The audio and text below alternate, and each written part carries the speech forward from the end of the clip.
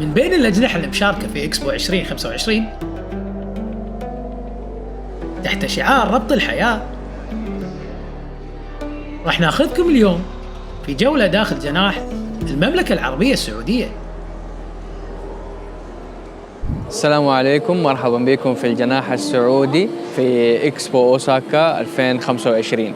إن شاء الله هاخذكم جولة خفيفة لطيفة على الجناح.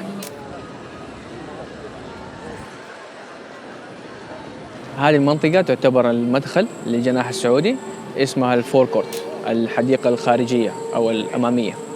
الحمد لله الجناح السعودي عنده شهرة كبيرة، وهذا يخلي طابور للجناح طويل. فخلال هذا الطابور إيش ممكن نسوي فعاليات للزوار؟ إنه في اللي هو الأوجمنتد رياليتي حق البوتانيست عشان تسوي الحديقة حقتك، وفي المنصة هذه يكون فيها عروض يومية لحرف يدوية وفنون ثقافية أصيلة في السعودية.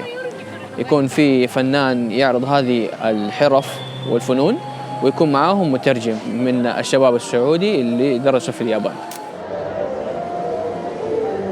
طيب هذا التصميم الخارجي جايبينها من حجارة اسمها حجارة صحراء الرياض، جايبينها من الرياض خصيصا، وتم تقطيعها بالليزر وتركيبها على 8 أشكال حتى تكون لنا هذا الجدار. هذه أهم منطقة عندنا في الجناح السعودي، اسمها سعودي كورتيارد. هنا ليش هي أهم منطقة؟ لأنها إحنا نسميها القلب النابض للجناح، لأنه أي عرض أو أي فعالية بتصير في أي منطقة ثانية بيتم تجميعها كلها وعرضها هنا في الجناح. في عندنا المسرح ديناميكي يتحرك ويطلع وينزل على حسب العرض الموجود، وعندنا أيضا البروجيكشنز اللي موجود على الجدران، وأيضا مكبرات صوتية في كل الجدران حتى تعطي الزوار تجربة جميلة ومتكاملة. عندنا أول منطقة بعد قلب الجناح الاستوديو خاص بالفنون البصرية. هنا في تقريبا 40 فنان وفنانة جو من السعودية، يتم عرض فنونهم كل أسبوعين حتى نهاية الإكسبو إن شاء الله. وفي بعض الأعمال تكون كولابوريشن من فنانين سعوديين وفنانين أجانب، في الأغلب يابانيين عشان إنه يكون نقطة وصل بين الفنانين السعوديين واليابانيين.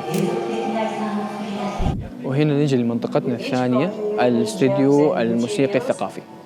هنا أيضا يتم جلب فنانين وفنانات من السعودية، ويتم تصوير أو تسجيل مقطع موسيقي أو أغنية جديدة خاصة فقط في الإكسبو، ويكون برضو أعمال فيها كولابوريشن مع يابانيين وسعوديين. طيب هذه المنطقة تتكلم عن 8 مناطق في السعودية. هذه أكثر منطقة تجذب الزوار اليابانيين لأنه فيها كثير من الثقافة والمباني السعودية، فهذه كلها يتم عرضها في 3 الشاشات هذه، وتحت في شاشة صغيرة تبين هذه المنطقة فين في السعودية وإيش المعلومات عنها، زي مثلا مسجل في اليونسكو، أكبر واحة طبيعية اللي هي الأحساء وما إلى ذلك. دحين احنا في المنطقة الرابعة اللي هي البحار المستدامة. هنا هذه المنطقة تتكلم عن أهمية أشياء كثيرة في البحر، واخترنا منها 2 اللي هي شجرة المانغروف، لأنها شجرة موجودة في اليابان وفي السعودية، فتعتبر كنقطة وصل بين اليابان والسعودية. من أهم فوائدها إنها تبقي الماء نظيف وصافي عشان المرجان، وهذه هي النقطة الثانية المهمة في السستينبل سيز اللي دحين أوريكم هي. هذه هي النقطة الثانية اللي هو المانغروف تخلي الماء نظيف وصافي. ليش؟ للكورال ريز أو المرجان.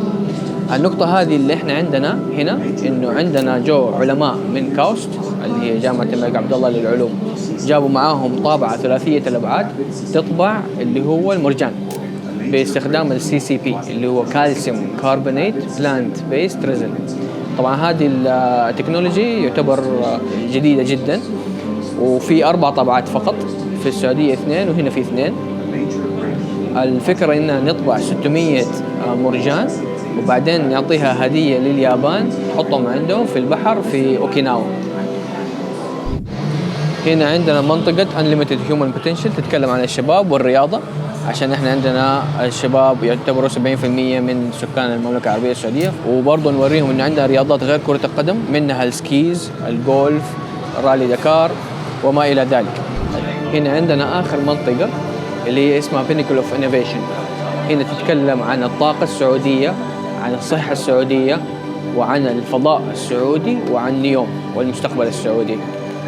في شرح بسيط على كل هذه الشاشات، وبعدين في شاشة 12 متر تتكلم عن السعودية وعن إكسبو 2030 إن شاء الله في الرياض. طبعا خلاص وصلنا لنهاية الجولة في الجناح.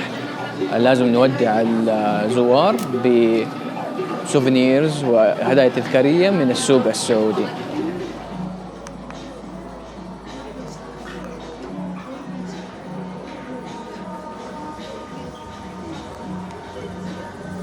هنا عندنا المطعم إيرث، وفي برضو الكافي إيرث.